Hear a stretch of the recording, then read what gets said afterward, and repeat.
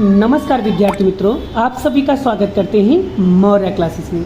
विद्यार्थी मित्रों, ऑलरेडी हमने क्लास 10th का मैथ स्टार्ट कर दिया था, जिसमें मैंने 2 से 3 वीडियो बना दिया हुआ है। अगर आपने नहीं देखा तो जा करके प्लेलिस्ट में देख सकते हो बच्चों। ठीक है, तो आज के लेक्चर में बच्चों में ऑलरेडी प्रश्न वाले 3.2 चला रहा था, जिसमें मैंने क्वेश्चन नंबर 2 पढ़ा दिया है। अगर आपने नहीं देखा तो पहले क्वेश्चन नंबर 2 को अच्छी तरीके से देख लो। आज के लेक्चर में बच्चों हम क्वेश्चन नंबर 3 पढ़ाने वाले हैं, जिसमें टॉपिक में क्या दिया है पहले उसको अच्छी तरीके से रीड कर लेते हैं। अनुपातों A1/A2, B1/B2, C1/C2 की तुलना करने कीजिए, जिसमें से निम्न समीकरण संगत है या असंगत है, ये बताना है। अब बच्चों आपके मन में क्वेश्चन आ रहा है कि संगत कब होगा और असंगत कब होगा, इसका नियम क्या है। तो सबसे पहले बच्चों हम ये समझ लेते हैं संगत और असंगत के नियम क्या है बच्चों। तो यहाँ पर देख सकते हो बच्चों संगत और असंगत के नियम। ठीक है, असंगत कब होगा बच्चों? जब एक भी उत्तर नहीं मिलेगा तब। जब बड़ा सवाल सॉल्व करेंगे और एक भी उत्तर समान ना मिले, एक भी उत्तर समान ना मिले, तब आपको लिखना है असंगत। और संगत कब लिखना है बच्चों? जब हल मिलता हो, मतलब कोई एक उत्तर समान हो और एक उत्तर समान ना हो, तब आपको बच्चों लिखना है संगत। और आश्रित संगत कब लिखना है बच्चों? जब आपका उत्तर तीनों समान हो। जब उत्तर तीनों समान हो बच्चों, तब आपको लिखना है आश्रित संगत, मतलब डिपेंडेंट कंसिस्टेंट। क्लियर हो गया बच्चों? आई उम्मीद करता हूँ बच्चों आपको ये नियम समझ में आ गया। लेकिन आपको ये नहीं पता चल रहा सर ये नियम लगेगा कब और कैसे लगाना है। तो ये नियम बच्चों हम जब आपको सवाल सिखाएंगे तब आपको समझ में आ जाएगा। तो चलिए एक प्रैक्टिकल सवाल लेकर मैं आपको समझाता हूँ बच्चों, जिससे आपका पूरा कॉन्सेप्ट क्लियर हो जाए। चलिए बच्चों, तो यहाँ पर बड़ा मैं पहला क्वेश्चन लेता हूँ और पहला क्वेश्चन कॉपी करता हूँ, जिससे मैं आपका पूरा कॉन्सेप्ट क्लियर कर सकूँ। चलिए बच्चों, आपके सामने यहाँ पर क्वेश्चन मैंने कॉपी कर लिया। तो बच्चों क्वेश्चन को कॉपी करने से पहले आपको यहाँ पर बच्चों सबसे पहले इस सारे समीकरण को जीरो में कन्वर्ट करना पड़ेगा। स्टेप नंबर 1, सबसे पहले इन सारे को ज़ीरो में कन्वर्ट करना पड़ेगा। स्टेप नंबर 1 कैसे करेंगे, ध्यान से सीखो बच्चों। तो 2x प्लस 2y, अब बच्चों ये प्लस क्या है बच्चों, बराबर किस साइड आएगा तो माइनस का 5 बराबर 0, ये बन जाएगा बच्चों आपका समीकरण नंबर 1। अब इसको भी जीरो में कन्वर्ट करेंगे। तो 2x माइनस 3y, अभी बच्चों प्लस क्या है बराबर किस साइड आएगा तो -7 बराबर 0, समीकरण नंबर 2। अब देख सकते हो बच्चों इन दोनों को मैंने जीरो में कन्वर्ट कर दिया। जीरो में कन्वर्ट करने के बाद उसके बाद आपको क्या करना है, ध्यान से सीखो बच्चों। उसके बाद आपको यहाँ पर लिखना है व्यापक स्वरूप। स्टेप नंबर 2 क्या लिखेंगे बेट, तो ax plus b1y plus c1 बराबर 0, समीकरण नंबर 1। फिर लिखेंगे a2x plus b2y plus c2 बराबर 0, समीकरण नंबर 2। अब हम इन दोनों के बीच में क्या करेंगे बच्चों, तुलना करेंगे। तुलना करने के लिए हमें क्या निकालना बच्चों? तो निकालेंगे a1 b1 और c1। ठीक है, फिर उसके बाद a2 b2 एंड c2। ठीक है, चलिए तो बच्चों समीकरण 1 ये रहा। तो ये समीकरण 1 जो है समीकरण 1 की तरह दिखेगा और समीकरण 2 जो है समीकरण 2 की तरह। चलिए a1 कितना है बच्चों 2, तो यहाँ लिखेंगे 2। b1 कितना है बच्चों 2, तो यहाँ लिखेंगे 2। c1 कितना है बच्चों माइनस का 5। क्लियर? चलिए a2 कितना है बच्चों 2। b2 कितना है माइनस का 3 और c2 कितना है माइनस का 7। Clear concept? चलिए उसके बाद आपको क्या करना है बच्चों, यहाँ पर ध्यान दीजिए। अब निकालेंगे स्टेप 4, a1 में a2 बराबर a1 कितना बच्चों यहाँ पर दिया है 2 और a2 कितना दिया है 2। कट करेंगे कितना आएगा बच्चों 1 आएगा।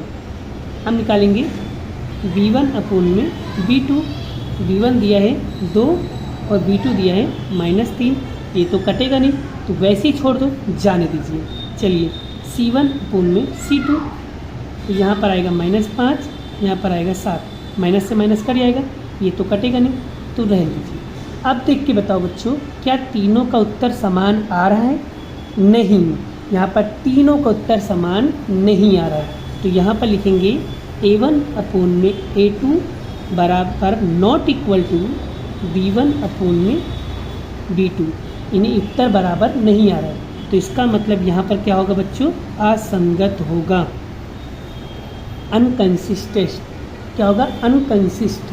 अनकंसिस्ट, इसे हिंदी में कहते हैं बड़ा असंगत। ठीक है, बस सवाल कंप्लीट। आई होप बच्चों आपको ये टॉपिक काफ़ी अच्छी तरीके से समझ में आ गया है।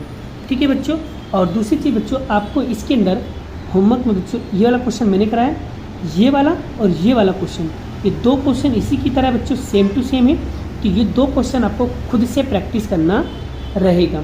चलिए बच्चों, अब हम तीसरा क्वेश्चन लेते हैं, बटे वाला।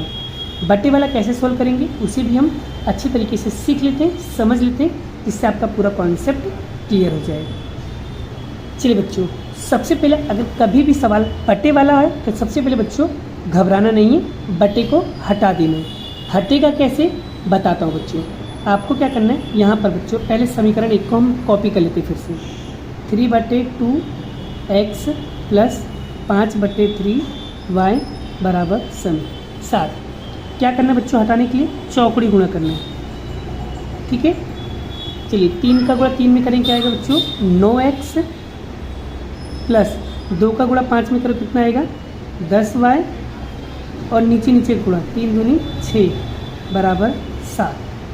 क्लियर?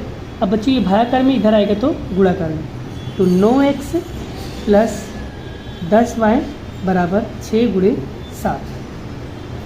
ठीक है, तो 9x प्लस 10y बराबर 42, ये बन जाएगा बच्चों आपका समीकरण नंबर 1। क्लियर हुआ? चलिए समीकरण 2 में कुछ भी करने की ज़रूरत नहीं है, वो जैसा है उसको वैसे के वैसे रहने दीजिए। अब बच्चों यहाँ पर हम फिर से लिखते हैं। ठीक है, चलिए समीकरण 1 लिखते हो बच्चों, 9x प्लस 10y बराबर 42 समीकरण 1, फिर 9x माइनस 10y बराबर 14 समीकरण नंबर 2। अब हमें क्या करना है बच्चों? अब हमें यहाँ पर क्या करना है, इसको जीरो में कन्वर्ट करना है। कैसे करेंगे? चलिए करते हैं। स्टेप 1, 9x प्लस 10y, ये प्लस क्या बच्चों इधर आएगा, बराबर किस साइड आएगा तो माइनस का, 42 बराबर 0 समीकरण नंबर 1। अब इसको भी 9x माइनस 10y माइनस 14, ये प्लस का बराबर किस साइड आएगा तो माइनस का, बराबर 0 समीकरण नंबर 2। बोले यहाँ तक क्लियर हो गया? चलिए उसके बाद बच्चों यहाँ पर व्यापक स्वरूप लिखेंगे, सूत्र लिखेंगे a1x plus b1y plus c1 बराबर 0 समीकरण नंबर 1, फिर a2x plus b2y plus c2 बराबर 0 समीकरण नंबर 2। बस अब आपको क्या निकालना है बच्चों? ABCD निकालना है, तो a b एंड c1 बराबर बराबर बराबर, फिर a1 b1 sorry a2 b2 and c2। ठीक है, चलिए a1 कितना दिया बच्चों?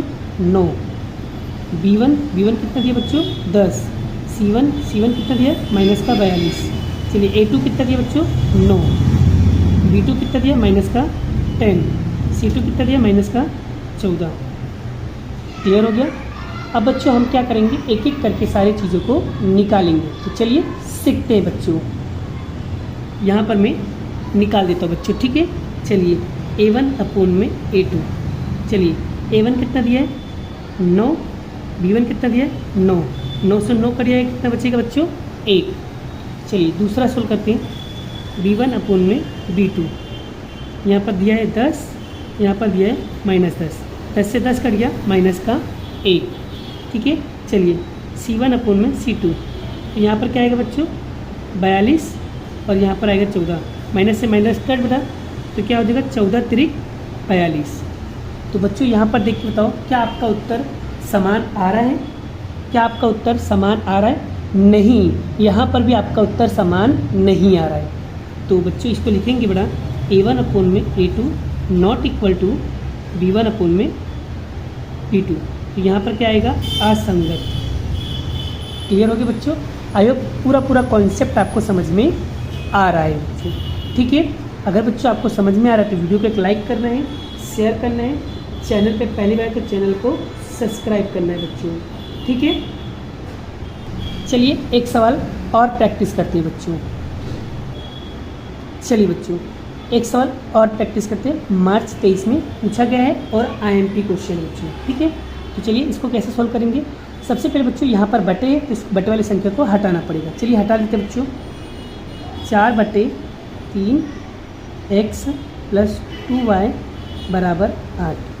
कैसे हटेगा बच्चों, ये 3 जो है बड़ा, ये 3 का गुणा बच्चों इसके साथ कर दो और इसके साथ कर दो। तो यहाँ पर हो जाएगा 4x + 3 दूनी 6y = 3 अट्ठे 24। ये बन गया बच्चों हमारा। अब देखो सिंपल समीकरण बन गया बच्चों, इसका गुणा इसके साथ कर दो और इसका गुणा इसके साथ कर दो, तो हमारा सिंपल समीकरण बन गया। अब बच्चों यहाँ पर लिख देता हूँ बच्चों हम, ठीक है, यहीं पे लिख देता हूँ 4x + 6y = 24 समीकरण 1। समीकरण 2 कहाँ है, ये रहा। 2x + 3y = 12 समीकरण नंबर 2। अब सबसे पहले इसको किस में कन्वर्ट करना पड़ेगा, 0 में। चलिए 0 में कन्वर्ट करते हैं। 4x - 6y, अब एक प्लस का है बच्चों, बराबर किस साइड आएगा, क्या होगा 24 माइनस का हो जाएगा बराबर 0 समीकरण नंबर 1। दूसरे वाले को भी ऐसे करेंगे। 2x + 3y, ये प्लस का इधर आएगा तो माइनस का 12 बराबर 0 समीकरण नंबर 2। बोलो यहाँ तक क्लियर हो गया। उसके बाद क्या करेंगे बच्चों, व्यापक स्वरूप लिखेंगे। चलिए लिखते हैं A1x + B1y + C1 = 0 समीकरण नंबर 1। फिर A2x + B2y + C2 = 0 समीकरण नंबर 2। क्लियर हो गया। चलिए बच्चों अब हम क्या करेंगे, A1 बच्चों देखो समीकरण 1 में देखो A1 का है बच्चों, ये रहा। तो यहाँ पर लिखेंगे A1 B1 C1, ठीक है। फिर A2 B2 C2। चलिए A1 दिया बच्चों, ये रहा। A1 कितना दिया है, 4, तो यहाँ लिखेंगे 4। B2 कितना दिया बच्चों, 6। और C1 कितना दिया है, माइनस का 24।